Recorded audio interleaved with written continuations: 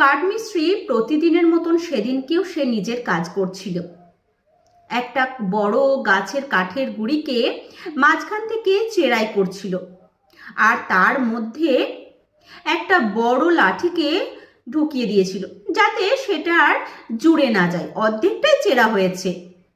আর সেটা একটা বাঁদর, তার পাশে একটা গাছ ছিল, সেই গাছে বসে দেখছিল আর মনে মনে ভাবছিল, এই রে, এই লোকটা আবার কি করছে? গাছের গুঁড়িটাকে মাঝখান থেকে চিরলো, তারপর একটা বড় লাঠিকে তার মাঝখানে ঢুকিয়ে দিল। গাছের গুঁড়িটা তো আর জোড়া লাগলো না। যদি জুড়ে যেত আবার বেশ মজাই হতো। আমার বেশ কৌতূহল হচ্ছে ব্যাপারটা জানার জন্য। একবার নিচে গিয়ে দেখবো কি ব্যাপার। কিন্তু আমি যদি এখন যাই তাহলে লোকটা যদি আমাকে ধরে ফেলে, না না না না, এখনো যাওয়া যাবে না।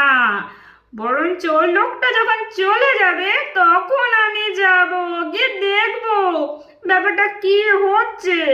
আর মাথায় তো ঢুকছে না।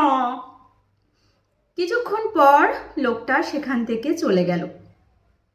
তারপরে সেই বাঁদরটা সেখানে নামলো, নেমে পা দিয়ে বসলো সেই গুঁড়িটার উপর, আর সেই লাঠিটাকে মাঝখান থেকে জোরে টানা হিঁচড়া করে বার করতে চেষ্টা করলো, কিন্তু কিছুতেই বেরোচ্ছে না, অনেক শক্ত হয়ে আটকে আছে। দূর দূর, এই লাঠিটা এখান থেকে বেরোচ্ছে না, কিন্তু আমি ছাড়ার পাত্র নই। আমি এই লাঠিটাকে এখান থেকে সরাবোই। তাহলে যত আমাকে কষ্ট করতে হয় আমি করবো।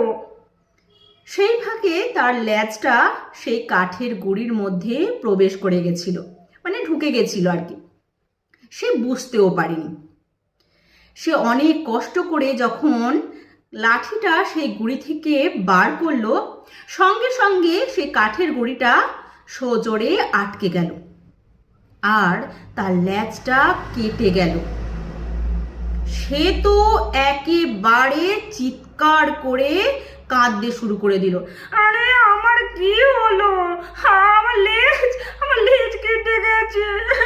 আমি কেন এটা করতে গেলাম? আমি আবার দেখলাম না যে আমার লেজটা কোথায় আছে। এটা আমার ক্ষতি হতে পারে। আমি কেন এই জিনিসটা করতে গেলাম? আমার লেজ, আমার লেজ। এমন কোনো জিনিস যেটা আমরা বুঝি না, জানি না, সেটা আগে ভালো